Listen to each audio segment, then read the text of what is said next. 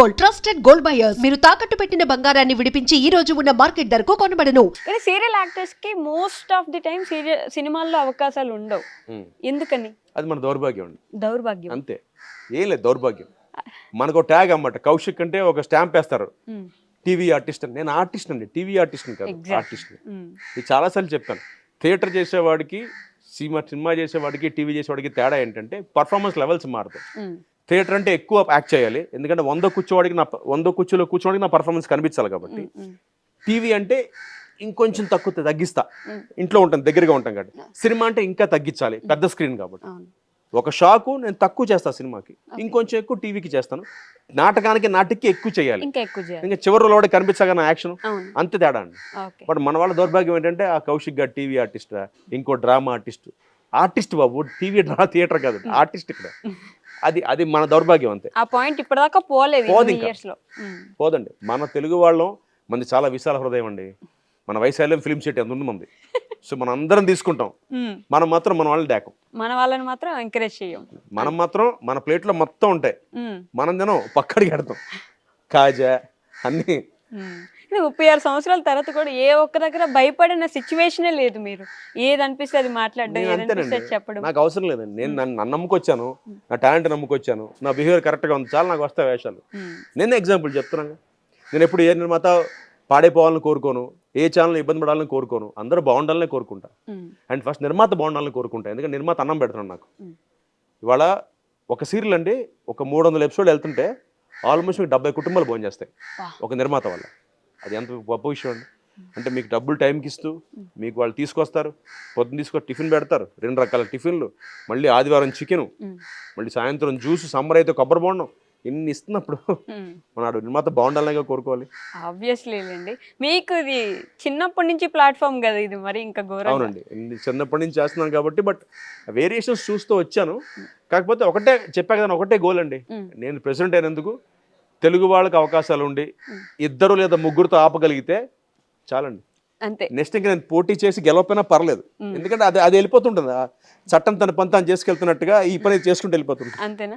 Big boss ఇందాక బర్నీ గారి గురించి మాట్లాడారు. ఆయన కూడా సింగిల్ టేక్ ఆర్టిస్ట్ లాగా, అంటే ప్రాంప్టింగ్ చేస్తారు వాడు. ఓకే, మొన్న బిగ్ బాస్ లో ఆయన గురించి ఒక కాంట్రవర్సీ ఉండే. బయటకు వెళ్ళిపోయిన వ్యక్తిని అది పనిగా ఫ్రెండ్ కాబట్టి నాగబాబు గారికి ఫ్రెండ్ అని పిలిపించుకున్నారు, అది పనిగా చేశారు తప్ప, లేదంటే వేరే ఆర్టిస్ట్ కూడా ఉండే అవకాశం ఉండింది అక్కడ, ఆయన స్పెసిఫిక్ గా బంధువుల్లాగా పిలుచుకున్నారని చెప్పి. 100 మంది 100 మాట్లాడతారండి.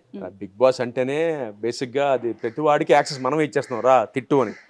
సో యాక్సెస్ ఇచ్చిన అందరూ మాట్లాడతారు, అది పట్టించుకోకూడదండి. అంతేనా? సో వాడంటే మా అందరికి ఇండస్ట్రీ అంతా తెలుసు, వాడేంటి, వాడి బిహేవియర్ ఏంటి, వాడి యాటిట్యూడ్ ఏంటని. సో ఎవరో ఏదో అంటారని వాడికి నాలికి నరం ఉండదు అంటారండి. నోటుకు వచ్చింది వాగుతారు, పట్టించుకోకూడదు. వాల్యూ ఇచ్చినట్టు అవుద్ది. ఇప్పుడు ఏనికి వెళ్తుంటే కుక్కలు మురుగుతూ ఉంటాయి, పట్టించుకోకూడదు, వదిలేసి మన పని మనం చేసుకెళ్ళిపోతూ ఉండాలండి. దానికి అంత వాల్యూ ఇవ్వకూడదు. మీకు ఇంట్రెస్ట్ లేదా కౌశిక్ గారు? ఇంట్రెస్ట్ లేదని కాదు, కానీ నేనంటే 1 వీక్ అని ఉండండి, నాకు క్లారిటీ ఉంది. మీరే ఫిక్స్ అయిపోయారు. గ్యారంటీ, ఎందుకంటే నేను నోరు ఇప్పితే నాకు ఫస్ట్ ఎమోషన్, కొంచెం షార్ట్ టెంపరు, టక్కున మాట అనేస్తాను. నేను మాట సగం బీపులు వేసుకోవాలి, బూతులు మాట్లాడేస్తారు, బూతులు వచ్చేస్తాయి, బీపులు వస్తాయి. ఎందుకు ఇవన్నీ? హ్యాపీగా మన బర్రెలు అంటే ఏమన్నా వెళ్తే వాడి కోసం చూస్తుంటా బిగ్ బాస్ అంతే. చూస్తారా? ఈ సీజన్ చూసారా? చూసానండి, వాడి కోసం చూసా, బర్రెని కోసం చూసా. ఇప్పుడు చూడట్లేదా? లాస్ట్ ఫినాలే కదా. చూడండి. అవునా? ఎవరు గెలుస్తారు అనిపిస్తుంది? నేను నో కామెంట్ అండి. బర్నీ గారికి ఒక కూతురు కూడా ఉన్నారు కదా. నో కామెంట్ అంటున్నా. అంటే నేను అందుకే అనేది, సీనియారిటీకి బట్టి తెలిసిపోద్ది ఏం మాట్లాడాలి, ఏం మాట్లాడదు, దేనికి కామెంట్ ఇవ్వద్దని. అర్థం లేకుండా మాట్లాడితే మనకే నష్టం. ఏదో అవసరం అదే మాట్లాడాలి. నేర్చుకోవచ్చండి మీ దగ్గర భాషని కదా. మిత భాష అవసరం అయితే అసలు వాయించి పడేస్తారు, దంచేస్తారు అన్నట్టు. సో ఇన్ని సంవత్సరాలు సినిమా, సీరియల్ అన్ని ఇండస్ట్రీలు చూసారు కాబట్టి, ఒక ఆర్టిస్ట్ని చూస్తే చేతులెత్తి దండం పెట్టచ్చు అనిపించే ఆర్టిస్ట్ ఎవరండి? మొత్తం చాలా మంది ఉన్నారండి. పర్టికులర్గా ఒక పేరు మనకి చాలా మంది, అంటే శివపార్వతి గారు అండి. డెడికేషన్, ఆవిడ ఏజ్ కి డెడికేషన్ ఇప్పటికీ అసలు ఏం అట్లా ఆవిడ ఎనర్జీ అండి. మేడం ఎనర్జీ అమ్మది. ఆవిడ మార్నింగ్ 7:30కి ఉంటారు లొకేషన్ లో విత్ మేకప్. ఓకే, మామూలు విషయం కదండి. అందరు అలాంటివి నేర్చుకోవాలి వాళ్ళ దగ్గర. మన వాళ్ళకి ఇప్పుడు అంత లేదు కదండి, క్యారవాన్లు కావాలి, గంటల దాంట్లో కూర్చోవాలి. శుభలాకి సుధాకర్ గారు అండి, శివపార్వతి అమ్మ, చాలా మంది చెప్తున్నాగా, నేనే చాలా మంది మన ఇండస్ట్రీలో చాలా మంది ఉన్నారు ఆర్టిస్ట్ వాళ్ళకి. అంటే అంత డెడికేటెడ్గా వచ్చి వాళ్ళ నుంచి మనం ఇన్స్పైర్ అయిన వాళ్ళు చాలా మంది ఉన్నారు మనకి. సో అలాంటి వాళ్ళని చూసి కొంచెం డెఫినెట్గా అందరూ నేర్చుకోవాలి. అంటే ఇప్పుడు చిరంజీవి గారు చెప్పినట్టు మంచి మైక్లో చెప్పాలంటారు కదా, ఇలాంటివి చెప్పాలి. మంచి మైక్లో కదా, కెమెరా ముందు కూడా చెప్పాలి. చిరంజీవి గారిని చూసి బాగా ఇన్స్పైర్ అయినట్టున్నారు. నాకు ఆయన అంటే పిచ్చండి, డై హార్డ్ ఫ్యాన్, పిచ్చే, die hard fan. Die hard. మీరు ఒక యాక్టర్ అయ్యి ఉండే ఆయనకి అంటే I look up to him అండి. అంటే ఇప్పుడు ఫస్ట్ పాయింట్ అండి, ఇవాళ నేను ఈ స్థాయిలో ఉన్నానంటే, అంటే ఎప్పుడైనా ఒక సీరియల్ రాకపోయినా లేకపోతే గ్యాప్ వచ్చిన కెరియర్లో వెంటనే ఆయన గుర్తు చేసుకుంటా. ఆయన ఎన్ని కష్టాలు పడ్డాడు పాపం, ఎవరు లేకుండా, ఏ బ్యాకింగ్ లేకుండా ఇండస్ట్రీకి వచ్చి మెగాస్టార్ అయ్యాడు కదా, మనం ఎంత. సో అలాంటి వాటికి నాలాంటి ఎన్నో కొన్ని వేల మందికి ఆయన ఇన్స్పిరేషన్ అండి. ఇవాళ మీరు చూడండి, ఏ కొత్త డైరెక్టర్ని తీసుకున్నా, ఏ కొత్త ఆర్టిస్ట్ని తీసుకున్నా, ఫేవరెట్ నేను చిరంజీవి అండి. అంటే అదొక ఉండిపోయింది, అదొక బ్రాండ్.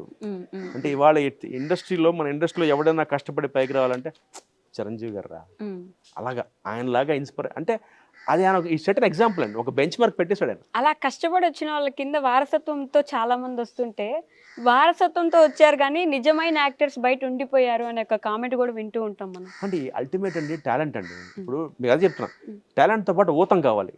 ఇప్పుడు నేను డైరెక్టర్ అవడానికి నాకు రాధాకృష్ణ గారు ఎలా అయితే ఊతం ఇచ్చారో, అలాగా వారసత్వం లేని వాళ్ళకి ఒక ఊతం కావాలి.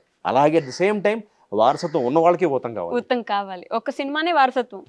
ఇప్పుడు నేను ఉన్నానండి, నాకు సినిమాలో అవకాశం హీరోగా రావాలంటే నేను కష్టపడాలి. చిరంజీవి గారు లాగా ఆయన అంత కష్టపడ్డారు, చిన్న చిన్న క్యారెక్టర్లు చేసి ఒక 50 సినిమాలకి ఆయన బావమరిది, తమ్ముడు, విలన్ చేశాక ఆయన ఖైదీ వచ్చింది. అదే ఇప్పుడు ఎగ్జాంపుల్ ఆయన అబ్బాయి Ram Charan, first cinema orange ఎందుకు వచ్చింది, చిరంజీవి గారు అబ్బాయి, అక్కడ దాకా వెళ్ళిపోతుంది. ఆ తర్వాత ఆయన కష్టమే. వాళ్ళు రామ్ చరణ్ గారు గ్లోబల్ స్టార్ అంటే అది చిరంజీవి గారి అబ్బాయిగా ఆయనకి ఎంత వచ్చిందో ఫస్ట్ సినిమాకి, ఆ తర్వాత అంతా ఆయన కష్టమే. వెనకాల ఉంటుంది, అది వేరు. బట్ ఫర్దర్గా డెవలప్మెంట్కి ఆయన సొంత కష్టమే. వాళ్ళ బన్నీ గారు కానీ, రామ్ చరణ్ గారు కానీ, వీళ్ళందరూ పైకి వచ్చారంటే కష్టపడ్డారండి.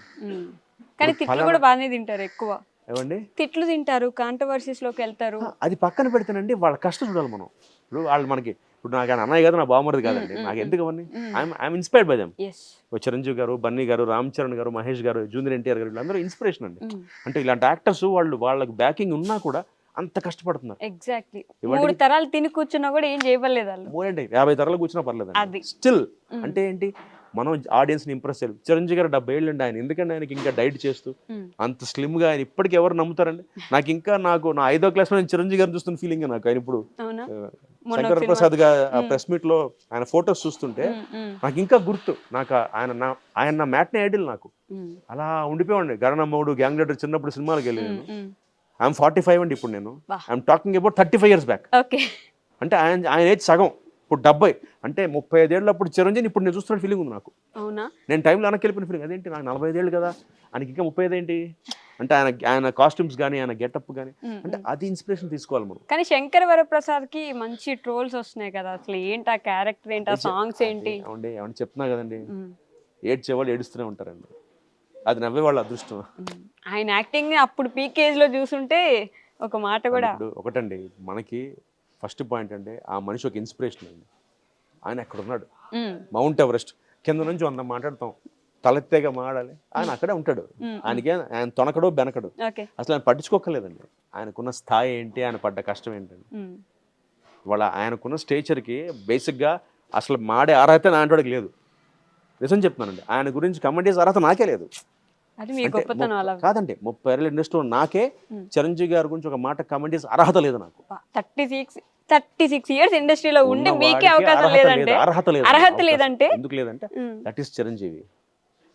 ఈజ్ అ పెనకిల్ అండి, ఈజ్ సమ్వేర్ మౌంట్ ఎవరెస్ట్. ఆయన చూడాలి, ఎంజాయ్ చేయాలి, అంతవరకు. నోటుకు వచ్చింది వాక్కూడదు, ఎందుకంటే ఆయన అంతే. మీరు మాట్లాడుతూ ఆయన 35 years లా అనిపించారన్నారు కదా, కానీ మీరేదో వయసు వెనక్కి వెళ్ళిపోతున్నట్టు కనిపిస్తున్నారు. ఏం తింటారండి, అంటే ఫుడ్ ఏం తింటారు ఒక రోజులో? ఏం మామూలు, నేను బేసిక్గా వెజిటేరియన్ అండి, అంటే ఎగ్ తింటాను. ఎగిటేరియన్ అనొచ్చు, ఓకే, ఎగిటేరియన్ అండి. మార్నింగ్ పూట మామూలుగా బ్రేక్ఫాస్ట్ హెవీగా చేస్తానండి, లంచ్ తక్కువగా తింటాను, రైస్ డిన్నర్ మితంగా తింటాను, అంతే. ఇంకా సీక్రెట్ లేదండి. వాకింగ్ చేస్తాను, బ్యాడ్మింటన్ ఆడతాను. అదే మార్నింగ్ రాజు లాగా తిను, మధ్యాహ్నం అది సేమ్, అది ఫాలో అవుతాను నేను. బ్రేక్ఫాస్ట్ మాత్రం చాలా హెవీగా తింటాను. రైస్ తింటారా? అసలు తింటానండి, రైస్ తింటాను. Okay. రైస్ తింటాను. అంటే ఈ మధ్య అది ట్రెండ్ కదా. లేదండి No అస్సలు rice. లేదు. శుభ్రంగా తింటాను. ట్రెండ్ నేను ఫాలో అవ్వను, ట్రెండ్ సెట్ చేస్తాను నేను. అయితే అసలు ఇంటర్వ్యూ ఎండ్ చేసేయచ్చు మనం. కౌశిక్ గారు నిజంగా చెప్తున్నా, మీరు 36 ఇయర్స్ ఉన్నారు కదా, ఇంకో 20-30 సంవత్సరాలు మిమ్మల్ని ఇలా చూస్తుంటేనే నాకు హ్యాపీగా ఉంటుంది. థ్యాంక్స్ అండి. అంటే మీలాంటి తెలుగు వాళ్ళు ఉన్నంత వరకు తెలుగు ఇండస్ట్రీ అలా బాగుంటుంది నాకు ఒకటే కోరికండి, మన తెలుగు ఎలా అయితే పక్క రాష్ట్రాల వాళ్ళు వాళ్ళ కల్చర్ వాళ్ళు అంటున్నారో నేను అలా కూడా అనట్లేదండి. మనం మనం మనం తింటూ పక్కవాడికి పెడదాం అంటున్నా అంతే. నేను ఇప్పటికీ చెప్తున్నా, మళ్ళీ అదే రిపీట్ చేస్తాను. వాళ్ళని రానివద్దులేదు. రానివ్వద్దని అనట్లేదు నేను. రండి, ఇక్కడికే రండి, ఇక్కడికి రండి, మీరు సంపాదించుకోండి, బంగ్లా కొనుక్కోండి, కార్లు కొనుక్కోండి, అన్ని కొనుక్కోండి, బట్ లిమిటెడ్. సీరియల్కి 2 మీరు తినండి, మమ్మల్ని తినేవండి. అంతే.